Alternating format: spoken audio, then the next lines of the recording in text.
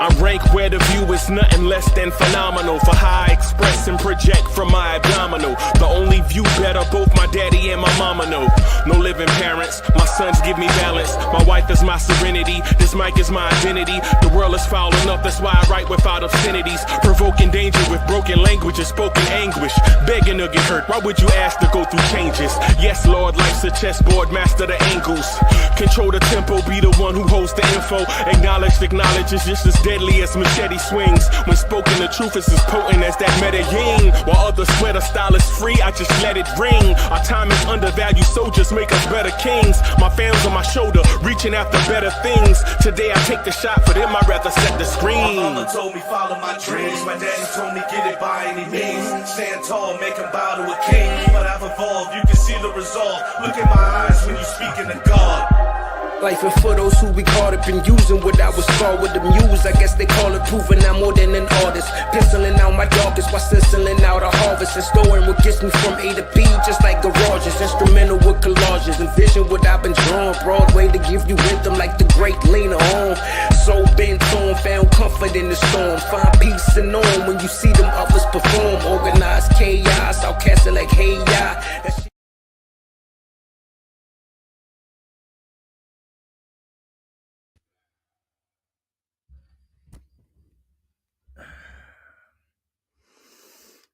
Well,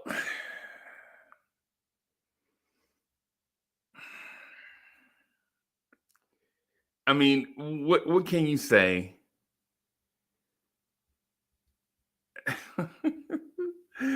What can you say, man? What can you say?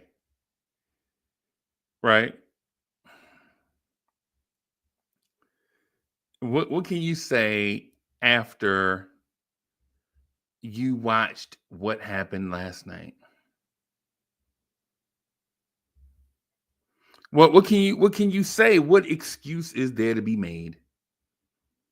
Right? Salute Knicks fans, basketball fans everywhere. Appreciate y'all for coming through, hanging out with us. I know we're running a little bit late, man. I had to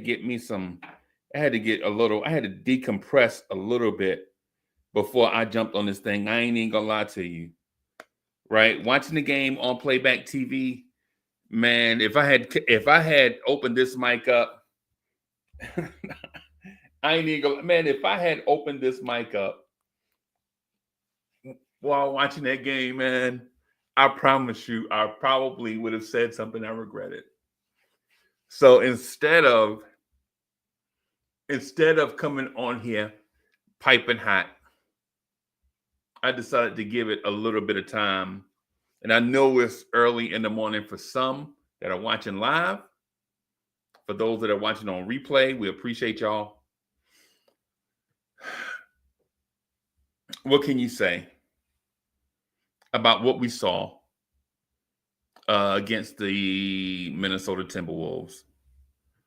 Is Anthony Edwards a great player? Absolutely. Is Minnesota a great team? Absolutely.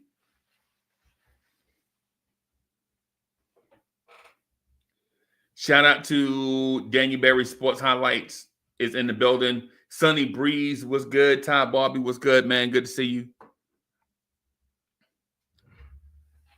Legitimately, as a Knicks fan, what can you say about this game? What can you say about what you just saw? See, all the excuses are gone. You can't blame Cat for this loss.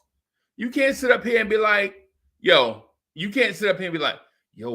Cat, the points in the paint, nah. You can't talk about points in the paint.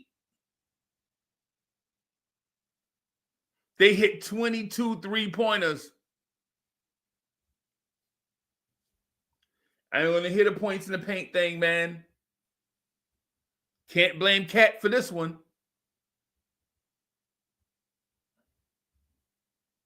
Right? There's no scapegoats.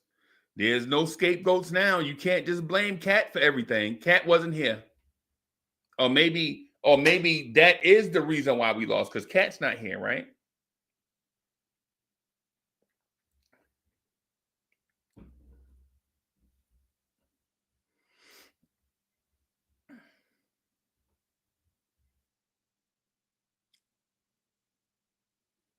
This entire week, right? This is not a and I'm still hot. I ain't gonna front. I ain't gonna front. This is not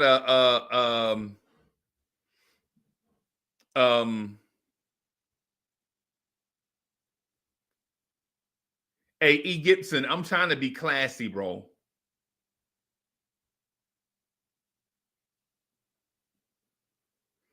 I'm trying to be classy, bro. You notice I'm measuring my words. You notice I'm not flying off the handle.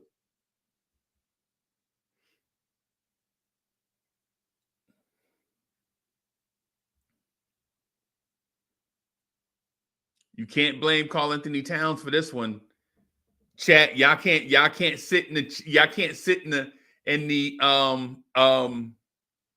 in the comments and be like, yo, we too small. We need to play. Nah, Tibbs played these double big lineups tonight. Didn't work. Right?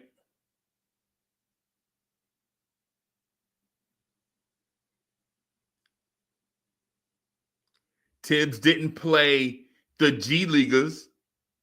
Can't blame the G Leaguers. Can't blame Shamet and Matt Ryan.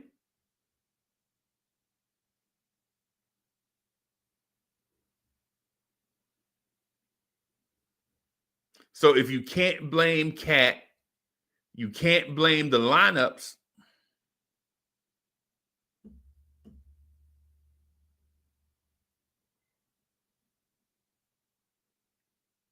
Who can you point the fingers at?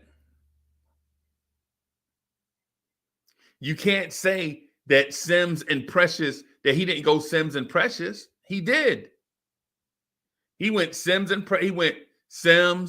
Precious, then Sims and Precious, then Precious the rest of the way.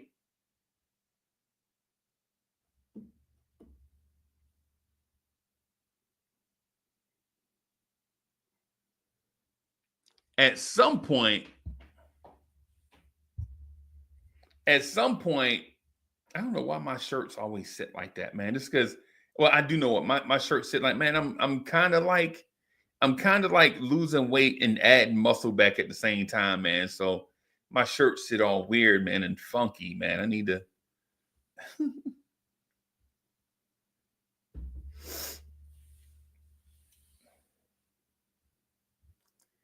22 3-pointers. 22.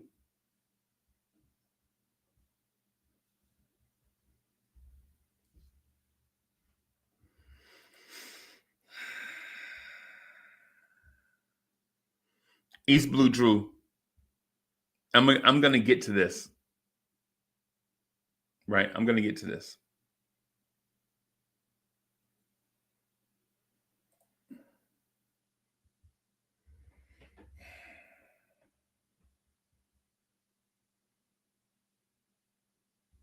What do you say if you're a Knicks fan, right? If you're a Knicks fan right now, and I'm going to pull up the Knicks record in the last 4 games. I want to put emphasis on these last 4 games, right? Let me find my Knicks. All right, so Knicks schedule. I want to point out the last 4 games.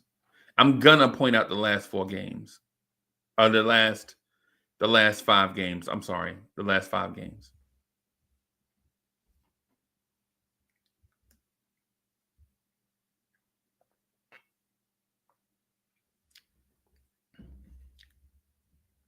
So in our last 5 games, right? Last Friday, right? Yo, King Ember is in the building. Salute, King. LI1 is in the building.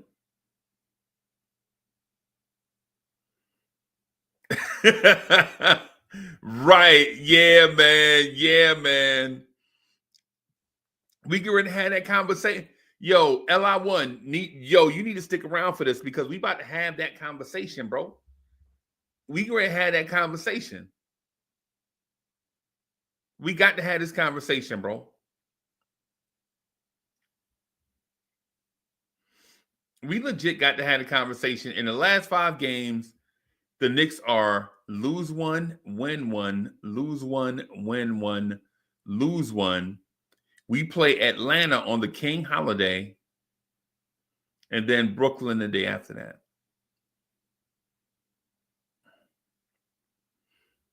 So last Friday, we got destroyed by the Oklahoma City Thunder.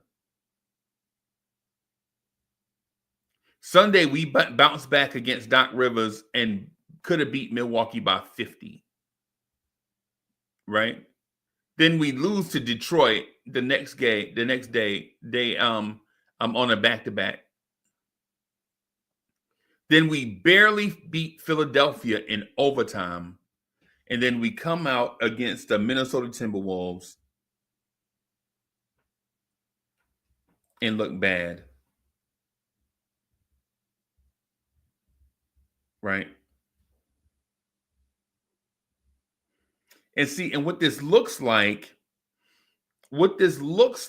is not a team that's gelling and is about to click and take off. This looks like a team that hit his stride already and is fading fast.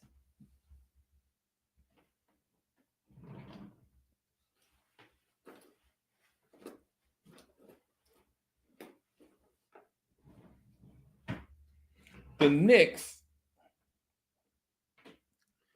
Knicks look like a team that hit its stride. The league figured them out, and now they fading fast. Bro, you shouldn't have. Philadelphia overtime?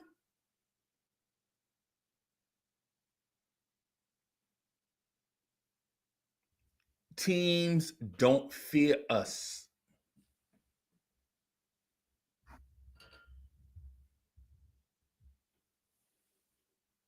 Teams don't fear the Knicks. If you remember those shots that Cade Cunningham took against the Knicks, they didn't fear the Knicks.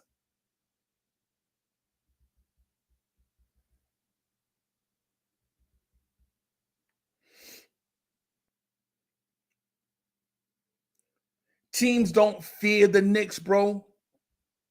Like, they don't physically fear us, and they don't fear us skill-wise.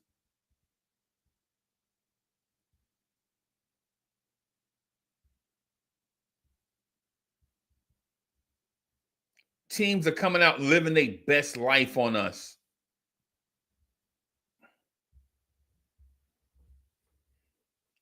Team Andios is in the building. Salute.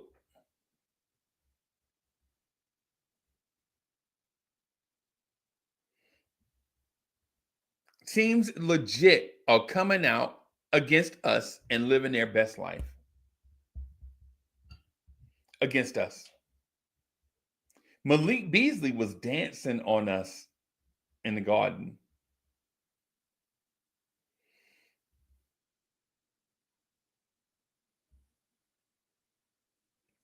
Trae Young, about a month ago, did the dice roll on the logo in the Garden.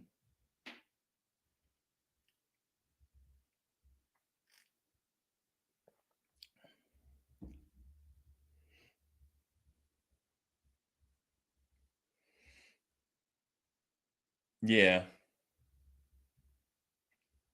And see, and my fear is that we are tapping into internal toughness.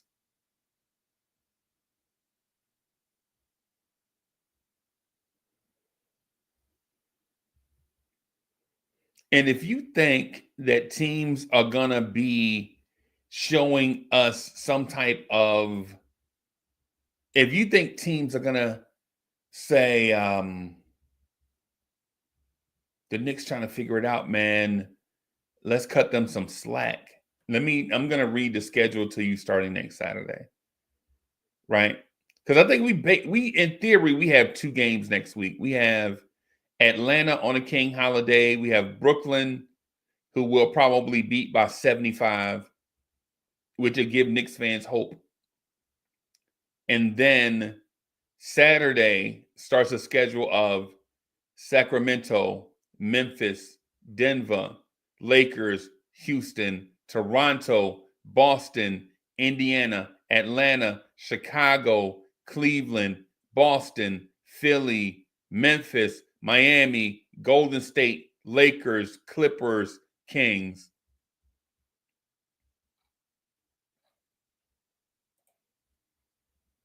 Virtuoso is in the building.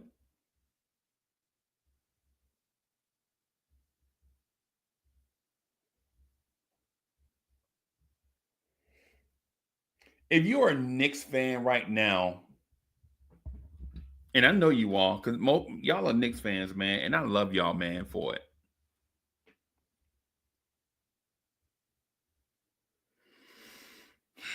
Salute to my brother Justo11. Salute to Justo, man. Justo be rocking everywhere with us, man. I appreciate you, Justo. Justo says, go like, comment, and subscribe. Road to 4K. I hope our coach hasn't lost the locker room. We got a tough line of games coming. Justo, this is how I feel right now.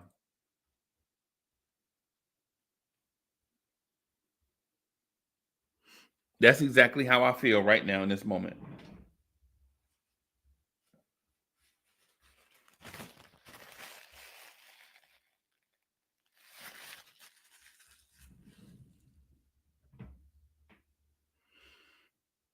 That's exactly how I feel, Justo. Teams don't fear us. Teams are shooting threes. Teams shoot threes on us, bro. Like, they don't even fear our closeout.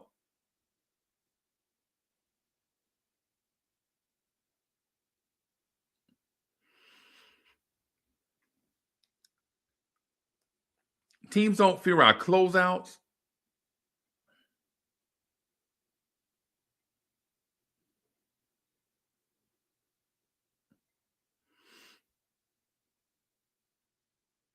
And see, and my fear is, one of my major fears, I ain't gonna front.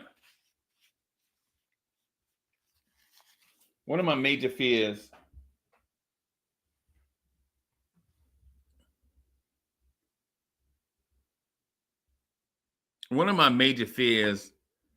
is that Mitch ain't coming back and Cat is gone.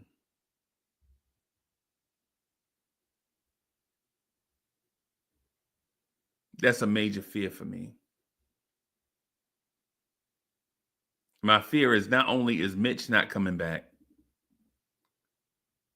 but Cat might be gone for an extended amount of time also. And it's not that I think Cat or Mitch is a savior. It's generally when you have multiple injuries at one position, it really tests your depth. So I'm not saying that Mitch would have been Mutombo, and I'm not saying Cat would have been Kareem Abdul-Jabbar. That's not what I'm saying. What I am saying is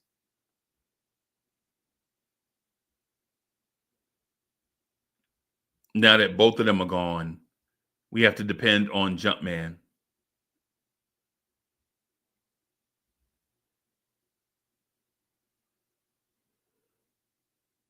See, but our thing is not that, right?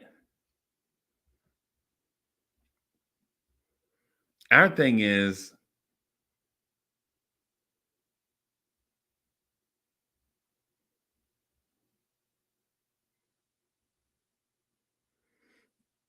my thing is this. For as good of an offensive player Jalen Brunson is, And as much heart as Josh Hart has in establishing a culture,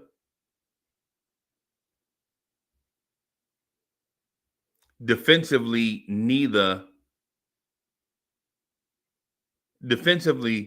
both are undersized for their position.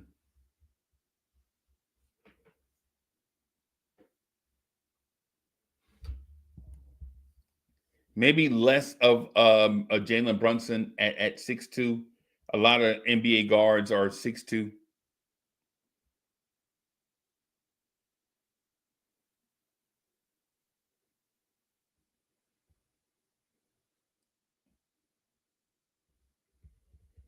For as good of an offensive player Jalen Brunson is, he is a terrible defender. Now, he's a willing defender, right? Jalen Brunson is a willing defender. His defense is terrible.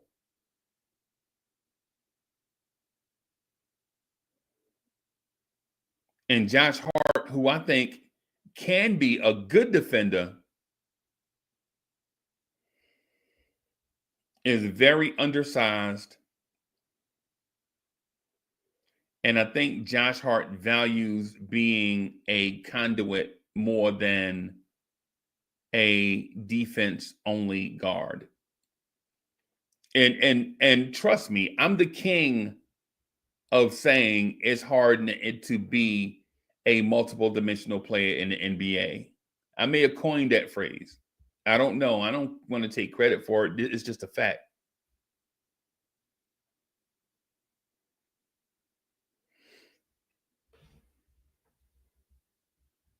And I understand that there are a lot of offense only guards. And I'm not saying Nova boys. Mind you, this is not a Nova boys conversation. This is a Josh Hart and Jalen Brunson conversation.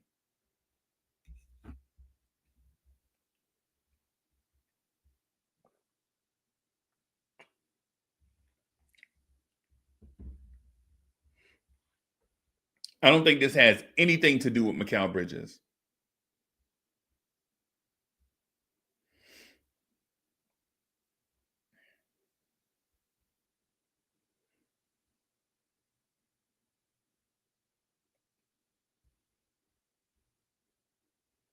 Josh Hart is super scrappy and resilient.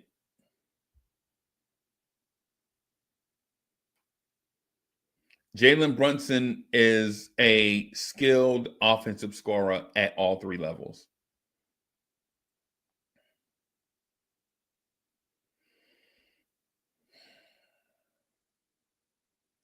You can't hide two bad defenders.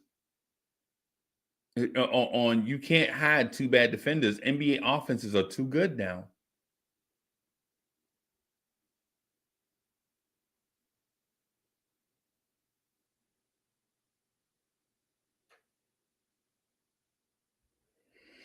You can't hide Jalen Brunson and Josh Hart because you're going to give up their points somewhere.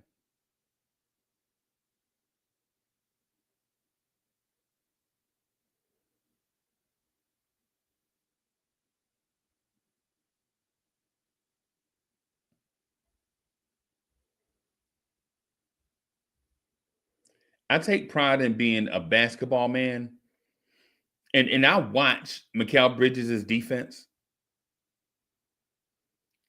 To ask Mikal Bridges to do all those things that he does and be now the second best scorer is crazy. Mikal Bridges is the de facto number 2 option if you believe in options and all that stuff.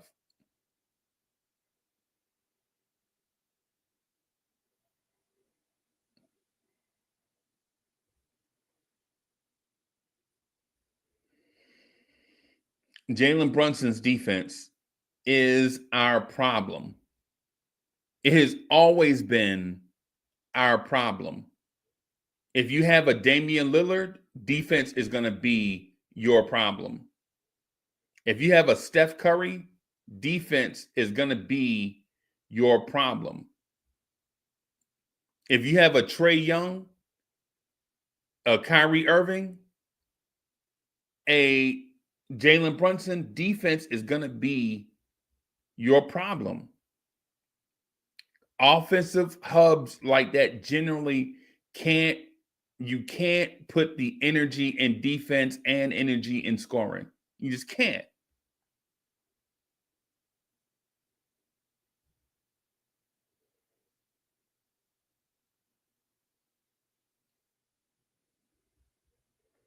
Our problem is Josh Hart is a power forward. That's not a power forward.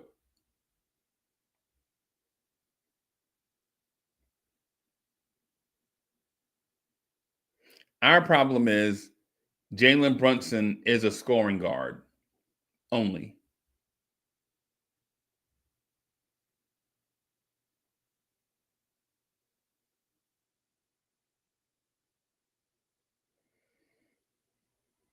That's what it is.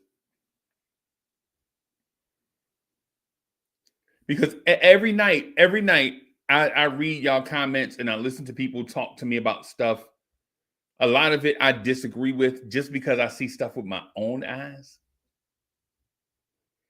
And my experiences tell me a lot of otherwise on a lot of different things.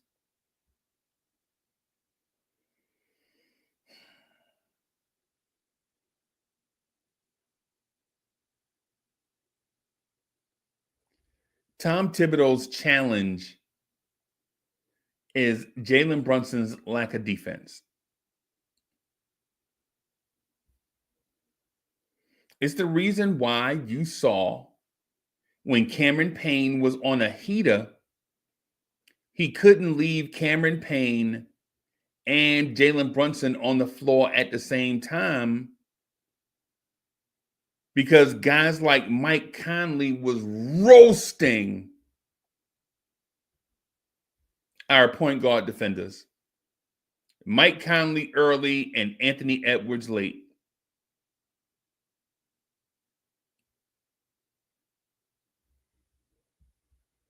And once teams get you into a scramble drill, it's hard to unscramble.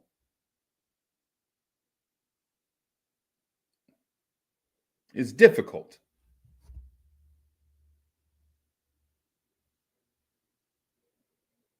Mike Conley was killing us early. We had no answers for a 36-year-old Mike Conley.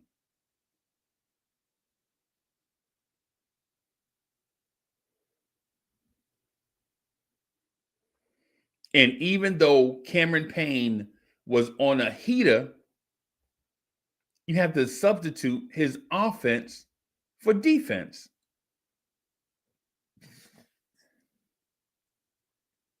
And so you bring in Deuce, who also got roasted.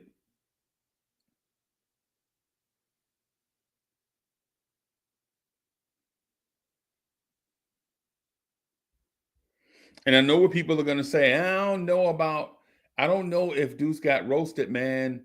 Why are we always picking on Deuce? I'm not always picking on Deuce. No, I'm not always picking on Deuce. I'm not.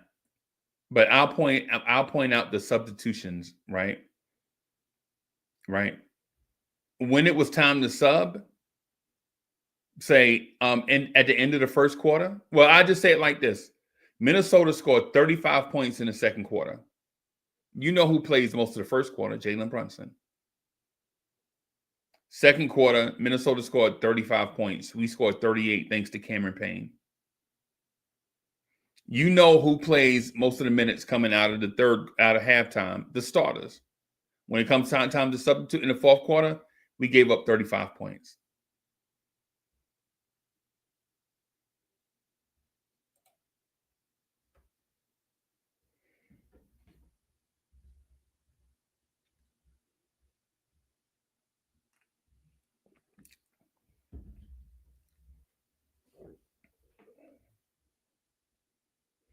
So we have guards who can't defend at the moment.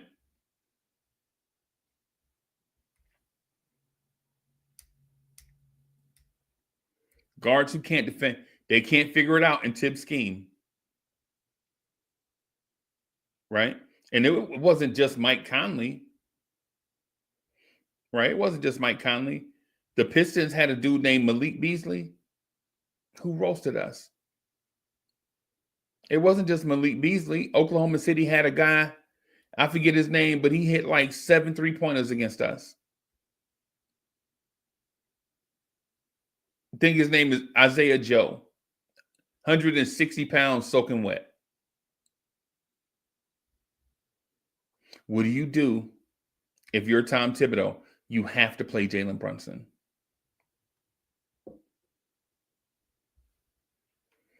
Right? You have to play Jalen Brunson. Jalen Brunson's a weapon.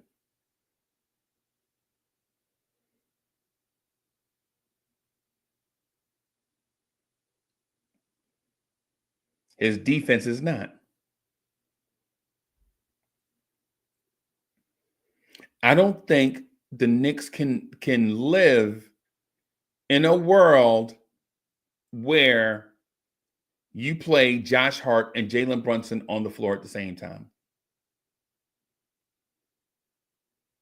You can't live in that space where you have multiple undersized guys that have glaring deficiencies in some area of their game.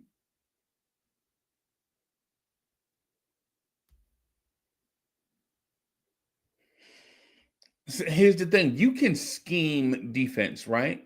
I understand that. You can scheme defense.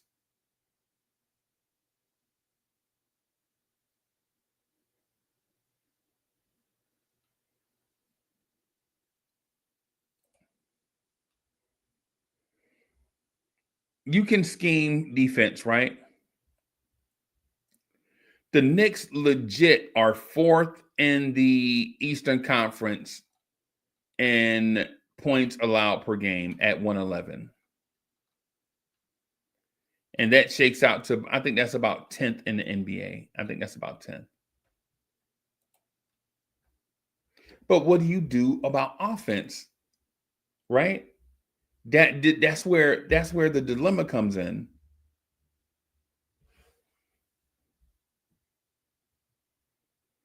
You can scheme defense. We lost to the Timberwolves tonight, 116-99.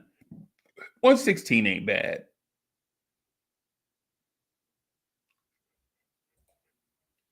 One 16 is not bad.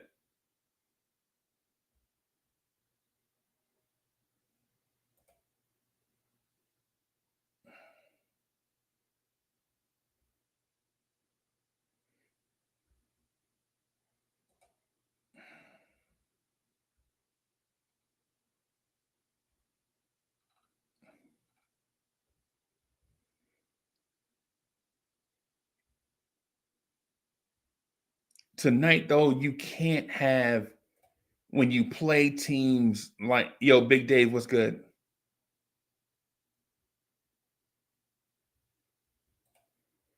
That's it. Big Dave, that's what we're talking about right now. That's what we're talking about. Tibbs legit felt like he had to sit Cameron Payne in order to put more defense on the floor. And when he put more defense on the floor, that defense got blown up. What can you do? You can't sit Brunson.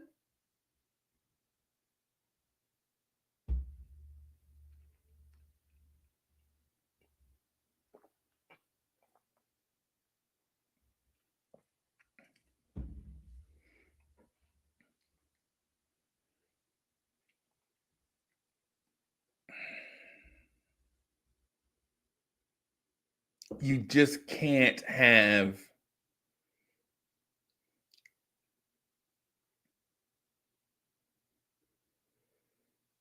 To me, I don't think you can live in a world where Jalen Brunson and Josh Hart play together.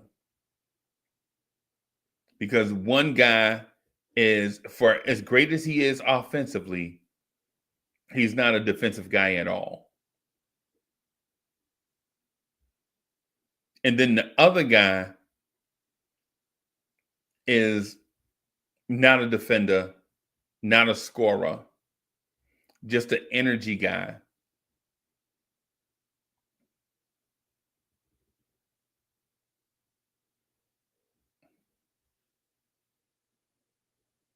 If Josh Hart were 6'8", we probably wouldn't even be having this conversation. But he's not. Josh Hart is listed at 6'4". I'm 6'5". I know what 6'4" look like. And I'm going to just leave it like that.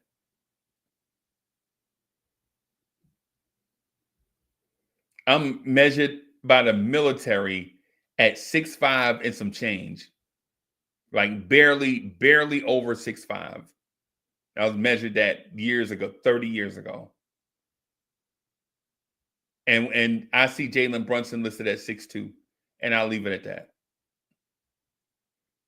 And I'm going to leave it at that because if those are the Josh Hart measurements, then that means 100 other guys in the NBA also get listed at heights the same way. No big deal.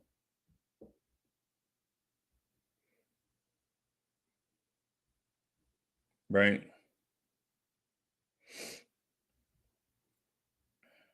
Yeah, virtuoso. It's being tall is not necessarily what it's cut out to be, bro. Especially when you're buying clothes. You could barely buy stuff off the rack. You know what I'm saying? So,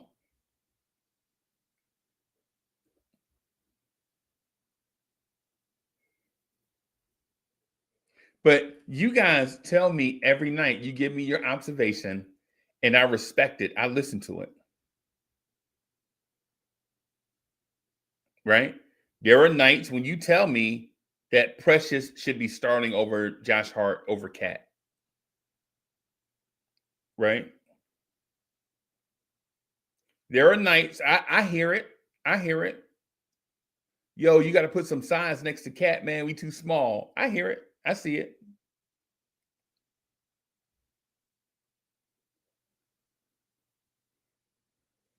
There are nights people tell me, bro, you got to put Cat and Mitch together. That's your starting lineup. I hear it.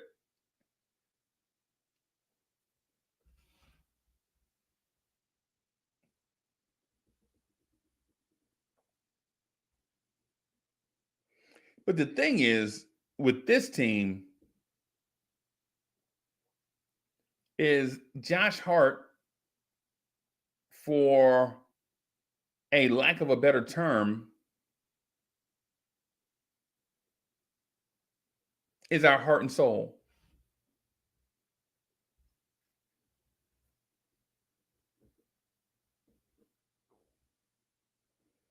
Josh Hart is a very good basketball player. Very good.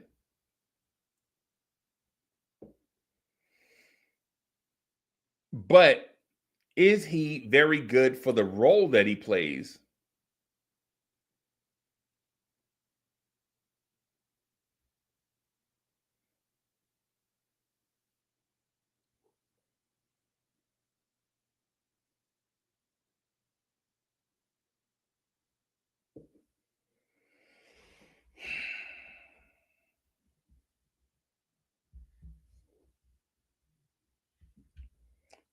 Prezi was good.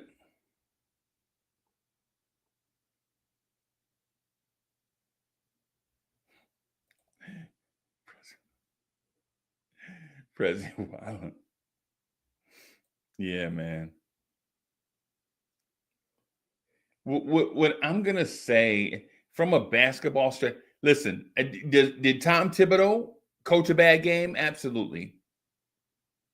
But you guys are smart, right? Did Tom Thibodeau coach a bad game? Yeah, absolutely he did, right? You guys are smart. You know what the answers are, right?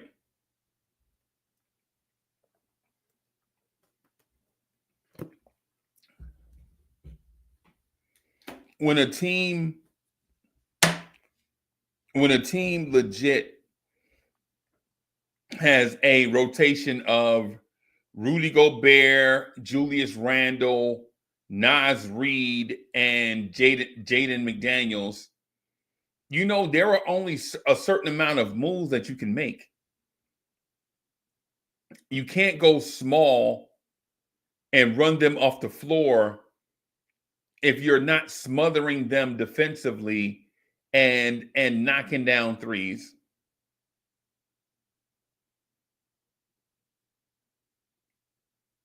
Because if you go size for size or play the size for size game with little guys, you're going to lose.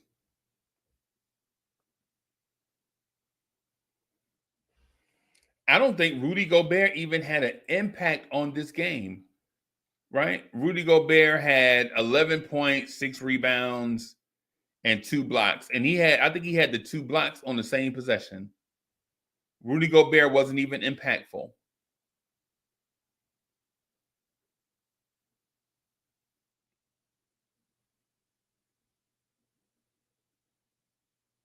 Tell you who was impactful?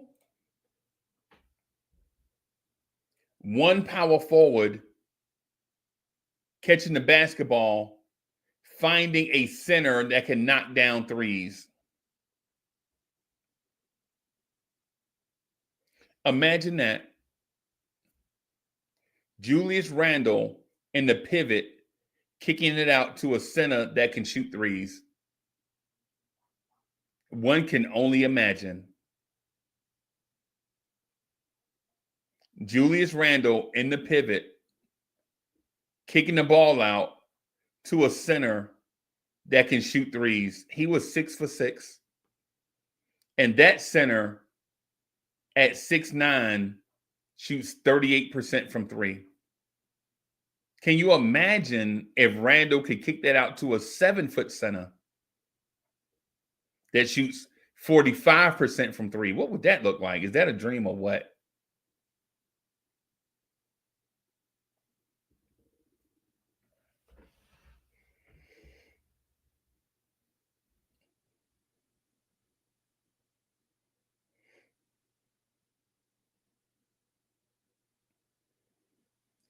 The roster has flaws, but we have a flawed roster that we like.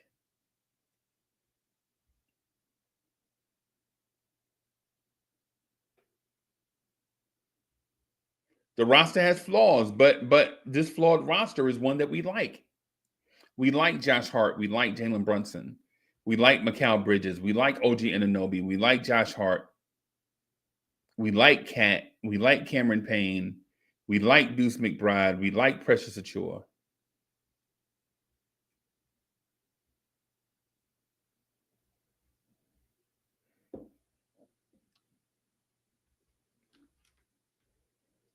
But the theme of it all is not just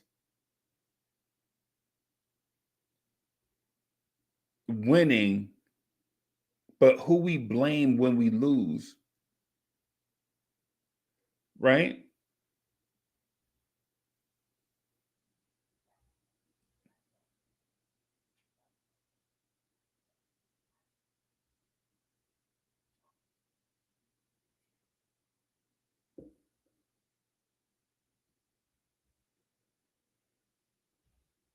That's one of the things that kind of frustrated me. People been asking me the last 2 weeks, like, yo, Uncle Freezy, what was Josh Hart talking about when he said, well, you got to put your egos aside? And I said, as soon as I heard it, that Josh Hart just talking. He ran up to the microphone and said something random. That's what I thought.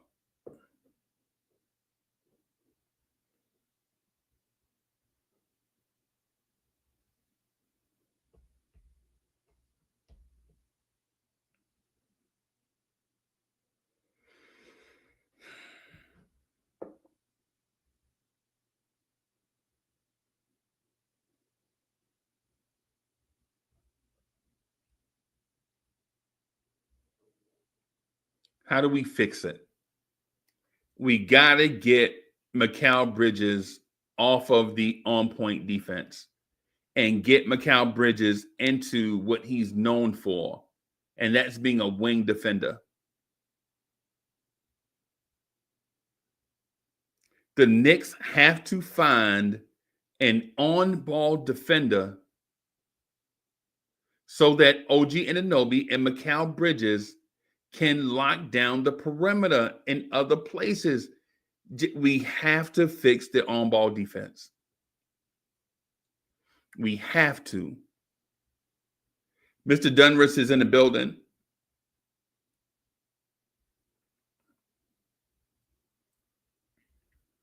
It all starts in one place, and that's Jalen Brunson and Josh Hart's defense. That's where all of this comes from.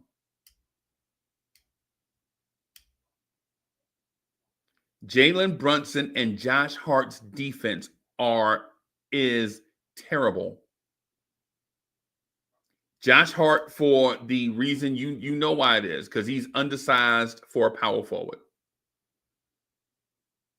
Josh Hart should be a wing player. He leans towards being a power forward.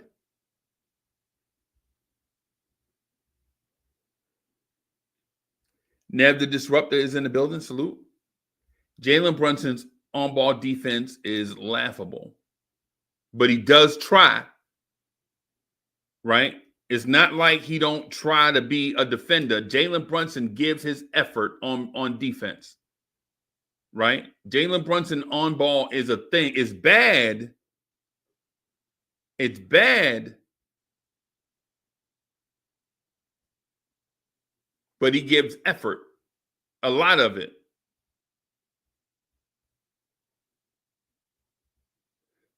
Mixed Sports is in the building. Salute.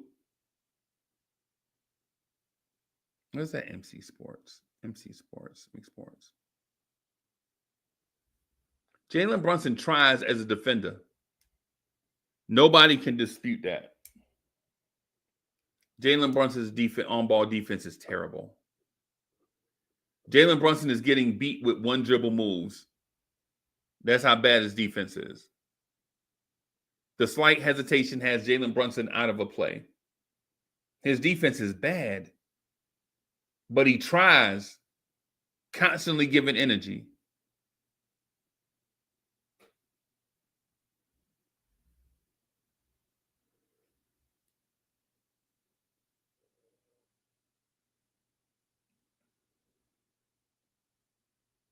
Josh Hart's defense is bad. And I'll point out several moments where Josh Hart's defense alone lost us games immediately.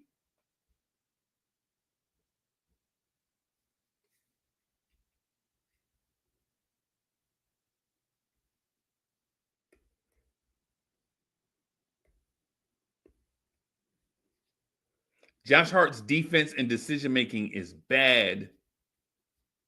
Is he a passionate, energetic player that wants to win? Absolutely. And teams need that. And I value that from Josh Hart.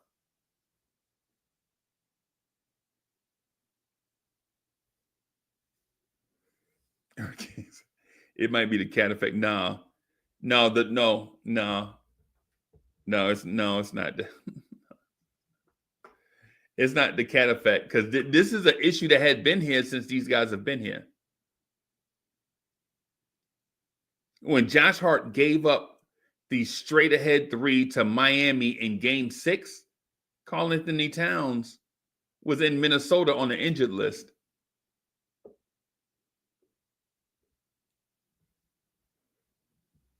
Y'all remember it, the game with game 6, where Jalen Brunson looked at Josh Hart and didn't pass him the ball?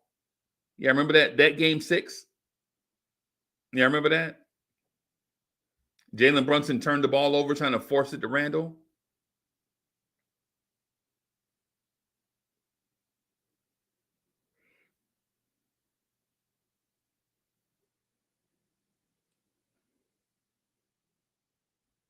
Smitty, what's good? Real King, what's good? Real King says, what did Real King say? It might be the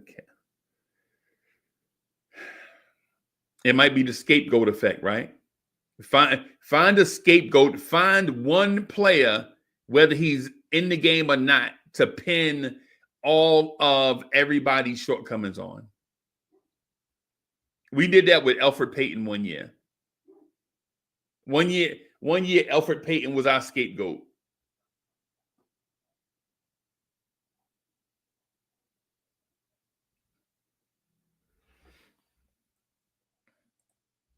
Prezi says, does Brunson need his Eric Snow? Absolutely, that's who we need, bro.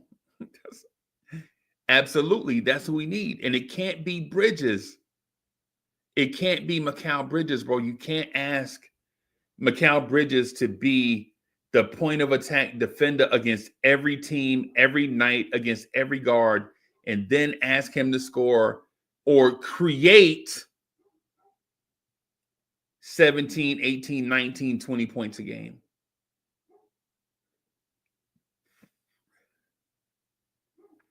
The reason why 3 and D guys are valuable is because they spend about 80% of their energy on defense. And then 20% of the time, they're either dunking the basketball off of something that's created for them, or they get spot up, knock down 3-point opportunities where they don't have to create.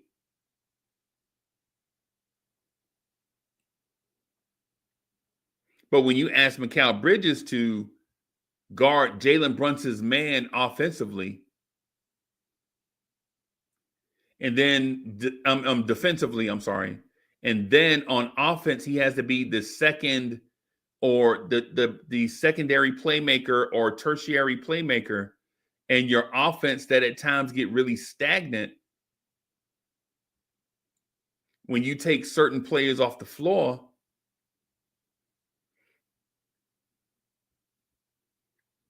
This is what you get, right? You get these OG Anunoby 4 for 14 shooting nights because OG Anunoby is an all-universe defender, and so he does everything defensively, and then you still need him to be a scoring threat because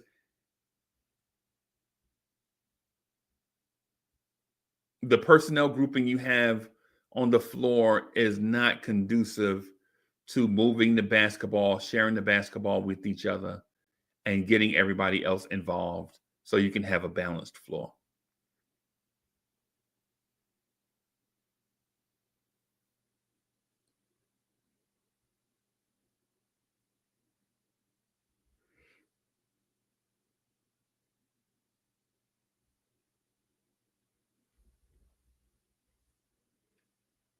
And kudos to the coaching staff for understanding the personnel, right? Kudos to the personnel, to the coaching staff. They're like, you know what? With Brunson and Hart, we should probably run more of a 5-out system where all 5 guys can dribble, pass, and shoot. That way, no one person on any night will be double teamed. But you notice when we go away from the 5-out system,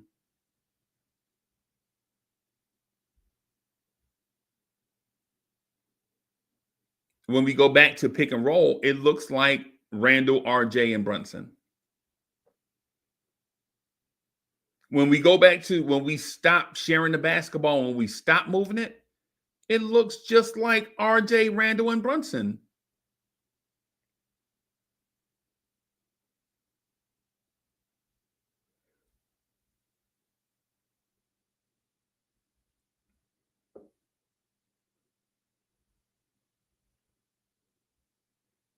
So what have you gained? What have you gained by adding OG, Bridges, and Cat if you're going to revert back to what's comfortable?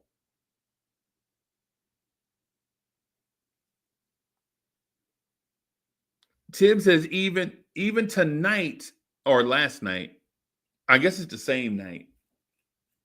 It's the same night, right? You saw Tom Thibodeau go Brunson, Payne, Deuce, Hart, and Precious.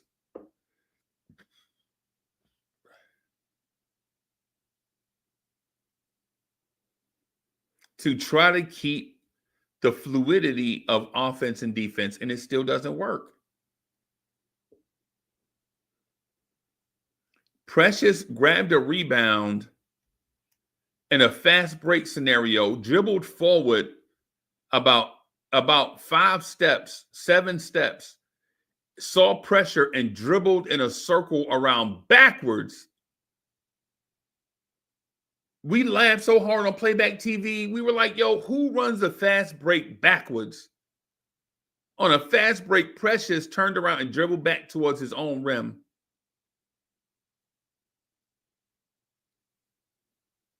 In what world is that NBA basketball? Precious Achiuwa got a rebound and dribbled forward, saw pressure and turned around and dribbled backwards away from pressure on a fast break opportunity.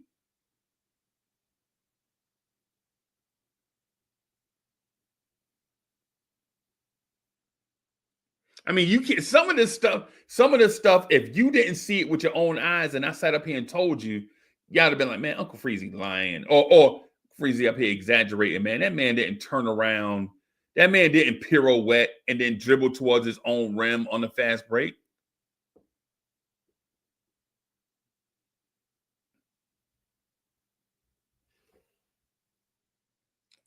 Smitty, yeah, I saw it. Bro, these are the things that we're talking about, right? These are the things. Cameron Payne was on a heater.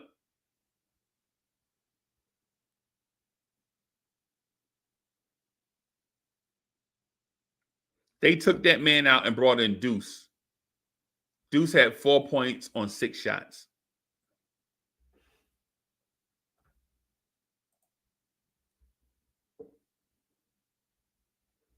This is one of the guys I want to talk about also, Deuce McBride.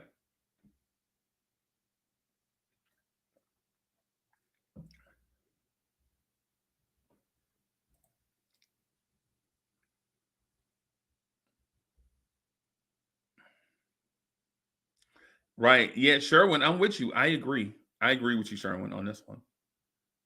I agree. Right. And the reason why I agree, though, Sherwin, on this one, on the point that you just made,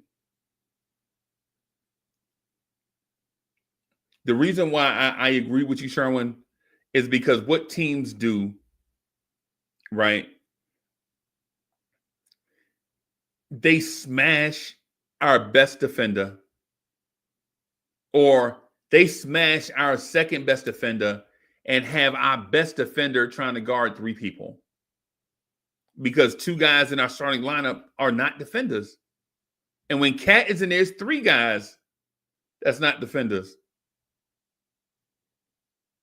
Sherwin, basically what they do is if Mikal Bridges is on the ball, they smash him in a screen to take him out of the play. Right? And then now you have 5-on-4, 5 offensive guys against 1 defender and 3 dudes that are not defenders. And all they do is cycle the ball around to the side where the non-defender rebounder is making business decisions. Am I going to rebound and am I going to try to go to the boards and grab boards? Or am I going to scramble out to the perimeter?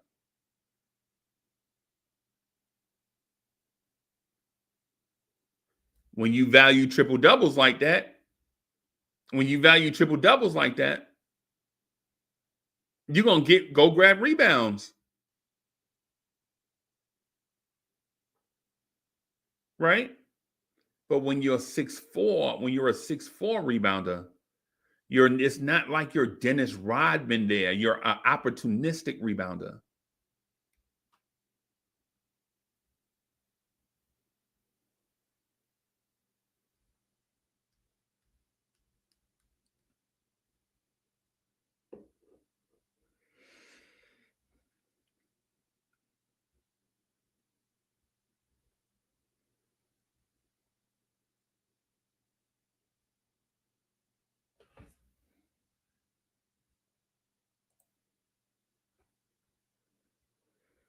There is no world.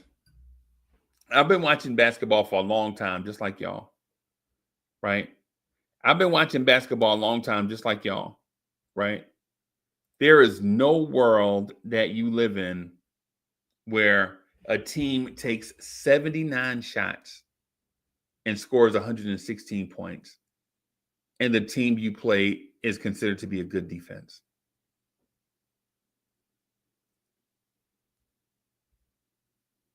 Right? There's no world that you live in where a team takes 79 shots and scores 116 points, and the team that they did that against is considered a good defense.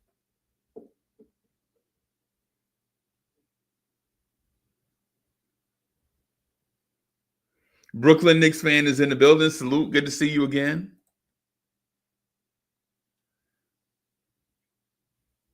There's no world where you live in where a team only takes 79 shots, right?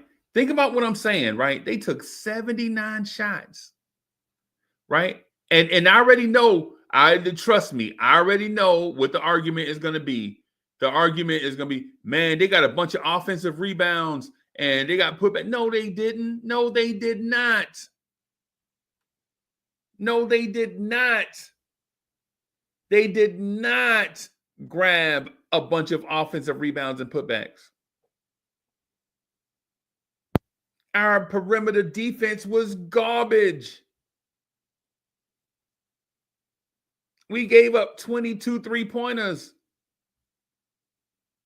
And quite frankly, and frankly, some of the ones they missed, I thought they were about 4 or 5 of the threes that they missed, I thought were going in. I thought they were down. Like every team is going to throw up bricks, right? Every team, every NBA game is going to have like 5, 6, 7 bricks in it, right? You're like, damn, what was he doing? Every NBA game, I don't care if it's the NBA Finals, Warriors versus Bulls, right?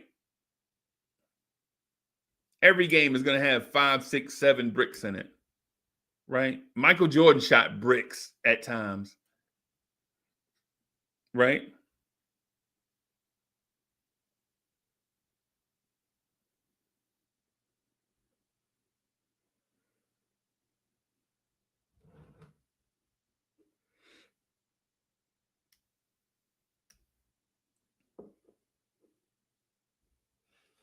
Sherwin is spot on again, man. 22 threes is 66 points.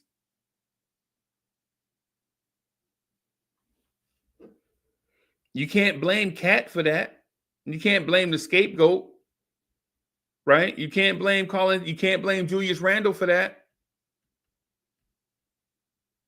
Well, I guess you can blame Julius Randle. Oh, my bad. Hey, you know what? I'm wrong. You can't blame Julius Randle for it because he kept finding Nas Reed, bro. He kept finding Nas Reed. So I guess you can't blame Randle for part of that, right?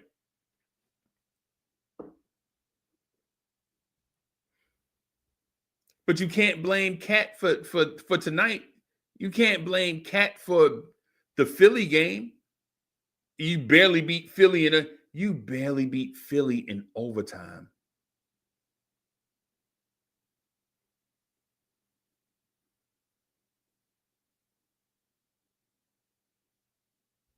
Think about what this week would have been like if we'd have lost to Philly coming into this game. We barely beat the Sixers on the 11th seed in the East, and we had to take them to overtime.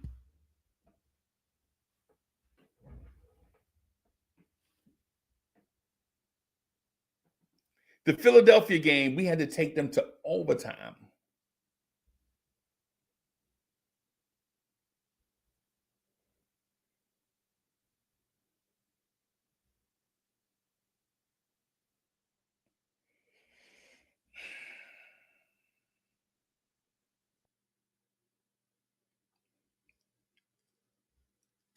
Chat, let me ask y'all this. I'm going to ask y'all a question, and I want y'all to be honest with me. Don't shoot me the gas, right?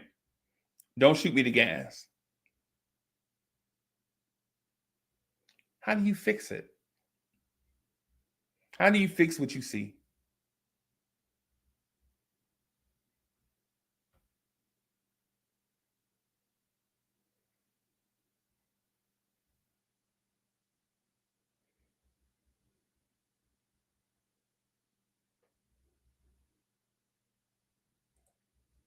Smitty says mostly third and fourth quarters this year. Other teams adapt at halftime to what the Knicks want to do, and we can't adapt to them. It's like a coaching. That's what Smitty say.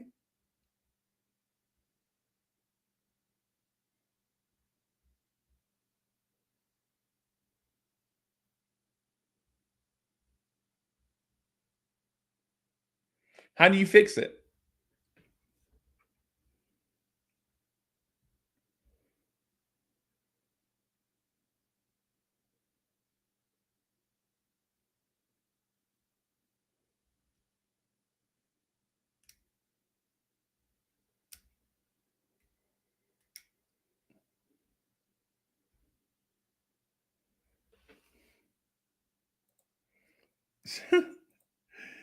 Cheryl says Mitch will fix the drop back deep. Yeah. That'll be interesting to see.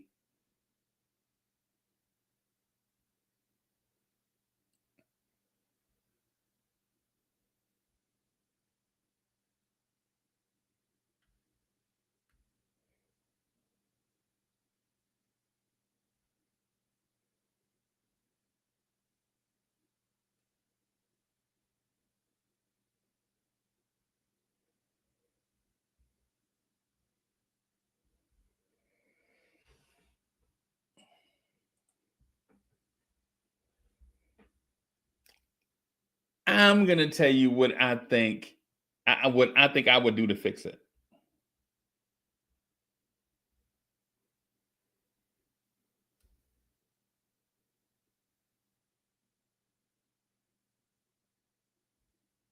Smitty, you read my mind. So here's how I fix it. Change up your defensive coverages. Change up your defensive coverages. Right? If you know Jalen Brunson's a bad defender, right? I'm not saying Jalen Brunson's a bad player.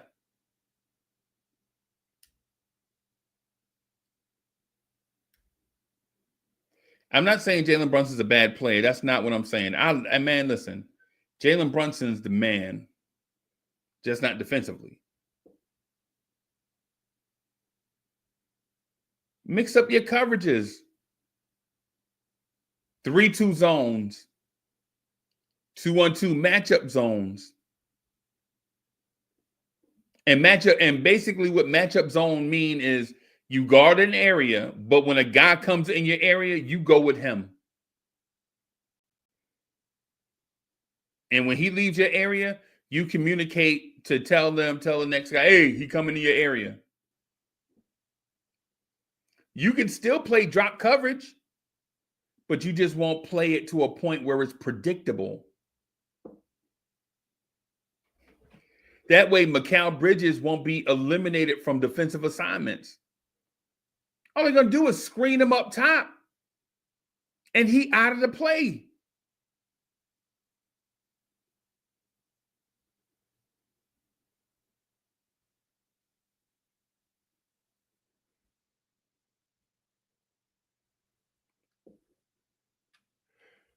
Screen him up top, he out of the play.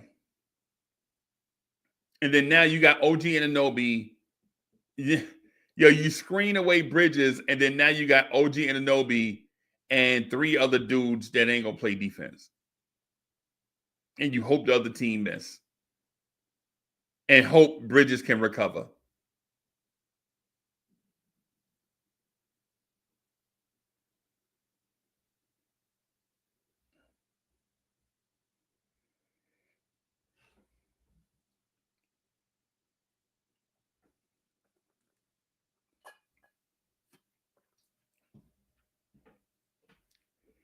You got to mix up your defensive assignments. You can't call the same defensive play every time. It's not Madden, right? It's not Madden. You can't get into nickel cover 2 zone. You know what I'm saying? It's not Madden when you can get in the nickel and play cover 2 against any offense. You can't do that.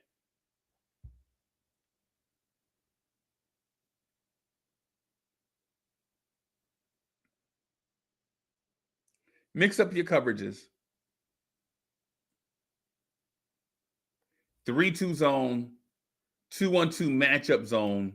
You can even do combination man zone principle.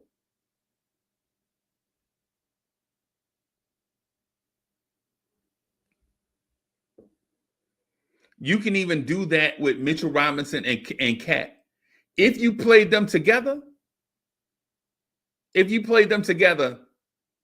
zone it up. No man-to-man. Zone it up, right?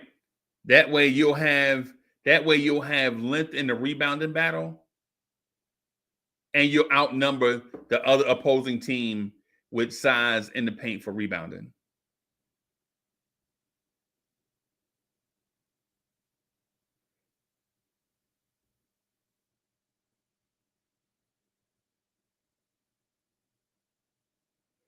So I'm gonna ask y'all this last thing before I wrap up and get out of here, man. It's almost 6 o'clock in the morning, man. Y'all got me up almost, Smitty. Y'all got me up 6 o'clock in the morning talking hoop show. East Blue Drew, are we legit up 5 o'clock in the morning talking hoops?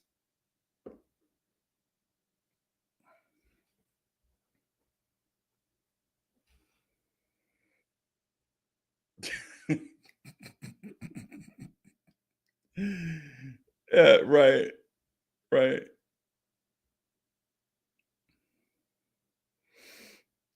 Yeah. My question for y'all is my question to y'all is this. How patient is James Dolan going to be with this 5-year exercise? This is the 5th season, right?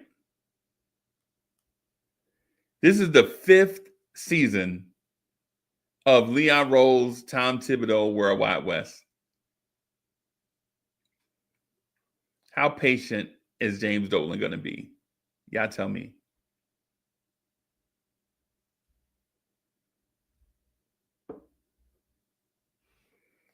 Brooklyn Knicks. I already got the guy. We already have the guy in mind. I don't know if you saw the conversation or not, but we were talking about Cam Whitmore from the Houston Rockets. Y'all remember Cam Whitmore out of Connecticut?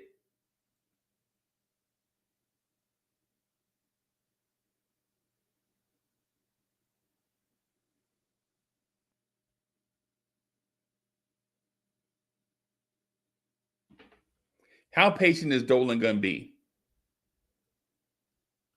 How the thing is, that's one of the things, y'all listen. I ain't gonna front. I know how y'all like to see celebrities and all that stuff. Like y'all like to see like the Alan Hans and the and people come through and do like the people shows and all that stuff. Right. And my thing has been over the years I'm a Knicks fan. And I know celebrity stuff sometimes can, get the chat in a frenzy, like it makes you reputable and all of that stuff. Man, I really value y'all opinion. Like, let's not forget, like the people that'll come on people's like virtual pods and all that, they work for the Knicks. So they're never gonna be critical of the Knicks. Like when I watched Wally Zerbiak the other night when we lost to the Pistons, it turned my stomach. And I love Wally, right? Right? I love Wally, right? But dog, you ain't gonna tell me as an NBA player, you saw the Pistons game and that was your takeaway from it. The Knicks came out with zero passion. This game against the Pistons, the Knicks should have done this. But nah, the Pistons came in the Garden and beat our butt, Wally. Jalen Brunson can't defend, Wally. Right. That's one of the things. Because at first I thought about it. I thought about it a lot. I was like, yo, you know what? We should get people on. Then I thought about, are they going to tell my people the truth? Or are they going to protect their salaries? And I can't, make your money. Live your dream. That's up to you, man. Listen, make your money, live your dream. Right? But nah, we're going to talk hoops over here. And we're going to talk about stuff that makes sense. Jalen Brunson's not a defender. You got to go get him one.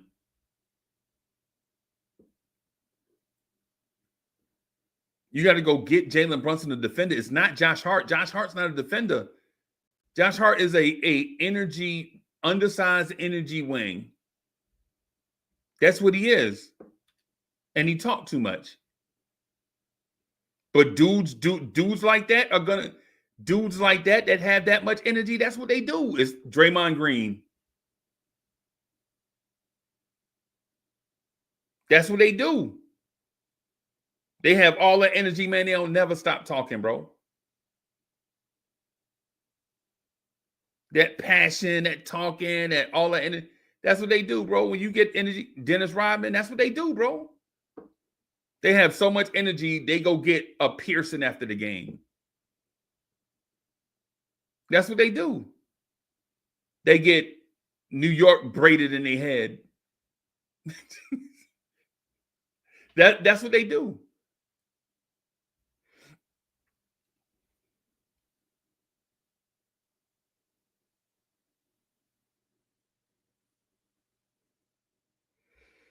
I ain't gonna front, man. I ain't gonna front. I don't think Dolan is in position to do anything in the next year and a half. But I'm gonna just tell y'all something. I'm gonna share something with y'all. And this may seem disrespectful, and it may not. But in the 5 years that these people have been here, the Knicks have made the playoffs 4 times. That's impressive, right? In the 5 years the 4 years they've been here, they made the playoffs 3 times. I'm sorry. And they're on pace to make it 4 and 5 years. Right? But let me point out something else though. The glass ceiling. The first year when the Knicks lost to Atlanta in the playoffs, Mitchell Robinson was hurt.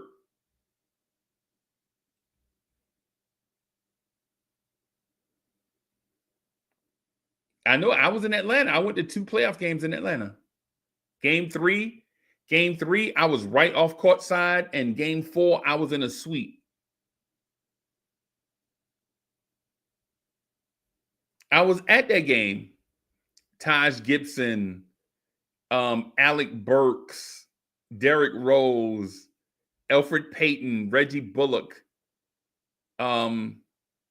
Theo Pinson, RJ Barrett, Frank Ntilikina. I was there.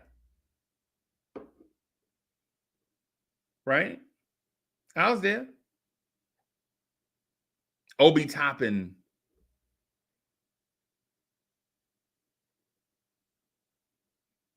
Had a lot of injuries in that Atlanta year, right? That the year we lost in the playoffs, the bubble year. You know what happened that very next year? Injuries took us out again, and we missed the playoffs. We were so injured that we brought in Ryan Archidiakono and Damian Dotson. Y'all don't even remember Damian Dotson played for the Knicks twice. Yes, the Knicks were so decimated by injuries that they brought back Damian Dotson.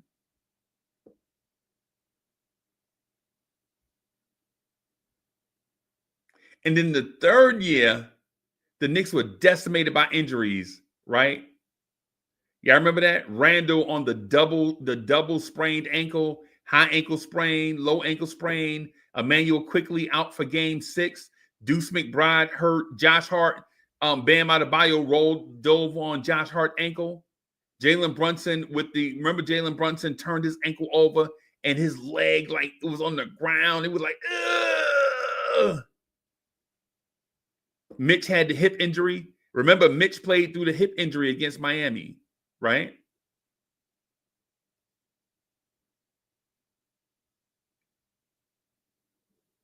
Yeah, I remember last year, the injuries, Hartenstein, the 2 sore Achilles, and the shoulder injury that he had where he could barely raise his arm over his shoulder. He played in game 7 anyway. Jalen Brunson broke his hand in that game 7. OG Anunoby pulled his hamstring in game 3 and tried to come back for game 7. Randall was out for the year. Mitch was out for the year. Burks was coming back off a shoulder injury. Yeah, I remember Bogey Bogdanovic had the hand injury and the foot injury we didn't know about. He went out in the Philly series. And we couldn't advance.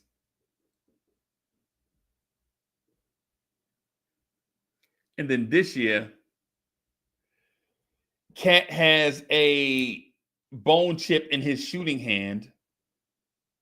Mitchell Robinson hasn't played yet through 41 games. Deuce has already missed 9 games. Cameron Payne has missed 5 games. Precious Achiuwa has missed 21 games.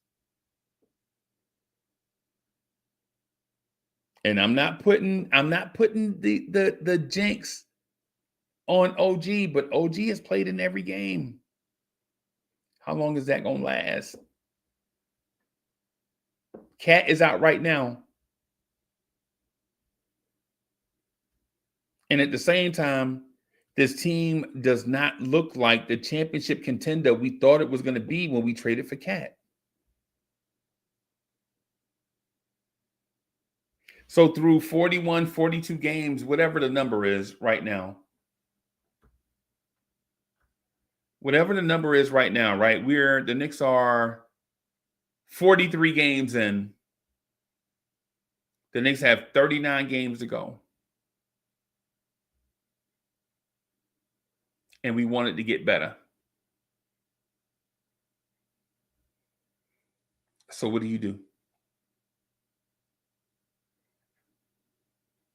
Right? The championship aspirations are fading fast. The injuries are starting to pile up. We have the same questions we had in Tom Thibodeau before we hired him are the same questions we have right now.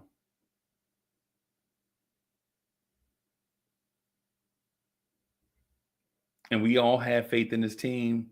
We all have faith in Jalen Brunson. We all have faith in Karl Anthony Towns. We all have faith in a bunch of different guys. But what do?